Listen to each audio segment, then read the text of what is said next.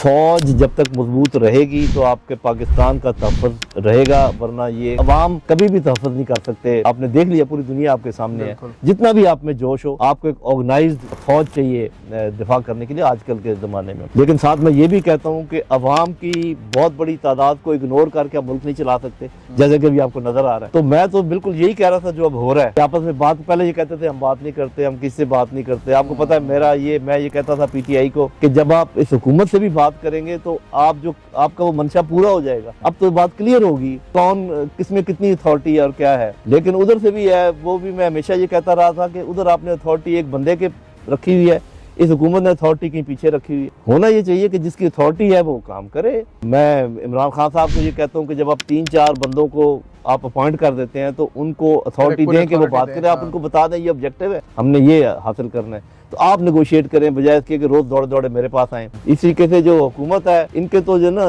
इस हुकूमत ने तो रहना ही उस वक्त तक है जब तक के बातचीत नहीं हो जाती पीटीआई की और एस्टेब्लिशमेंट की। जब पीटीआई एस्टेब्लिशमेंट की बातचीत होगी तो ये तो गए, तो ये क्यों इंटरेस्टेड होंगे। तो ये मैं इल्जाम मैं बर्दाश्त करने को बिल्कुल तैयार हूँ। पाकिस्तान की खातिर, पाकिस्तान के अवाम की खातिर मेरी पोलिटिकल एफिलिएशन बड़ी वाज़ेह है, और वो मैं हमेशा कहता हूँ कि it is on the basis of comparison. ये नहीं है कि कोई बहुत दूध का धुला हुआ है और बहुत दूसरों में बहुत खराबी है। अच्छे लोग, बुरे लोग हर जगह है। कोई क्लेम नहीं कर सकता कि जी हमारे सारे अच्छे हैं, हमारे सारे बुरे। करप्शन भी है, सब कुछ है। तो आपने एक तकाबली अंदाजे के मुताबिक किसी के साथ खड़े होना होता है, और मैं तो ज्यादा खड़ा हूँ वहां पर जहाँ पर अवाम ज्यादा है, अवाम के साथ। और अवाम और फौज को मिला के रखना मेरा ऑब्जेक्टिव है, और इसी के लिए मैं कोशा हूँ। इसमें अगर कोई नाराज होता है तो हो जाए।